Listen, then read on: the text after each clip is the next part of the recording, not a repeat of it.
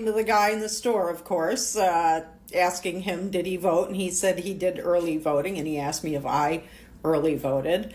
And he asked me, why I was getting the champagne. And I said, because I'm going to be toasting Madam President tonight. And he just looked at me with kind of like a smirk on his face. And I said, she's going to win this, right? And he says, oh, well, it's very, very close. And I said, no, it's not. He says, well, what do you mean? I said, no, it's not. The women of America are making their voices heard. Reproductive rights is what it all comes down to. And the women are voting in numbers relative to men that are unbelievable. She's won this. And I said to him, she's going to take every one of the swing states plus Iowa.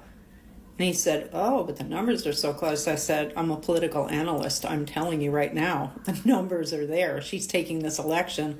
And then I said to him, you realize, and he didn't tell me who he voted for, but of course I knew. And I said, you do realize you wasted your vote, right?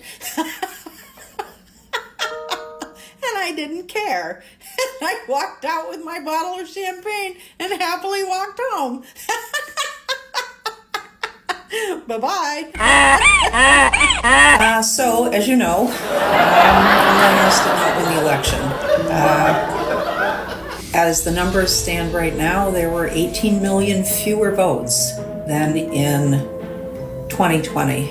And as I have said all along, you have to have a huge, huge turnout, and it goes to the Dems. And we didn't have it.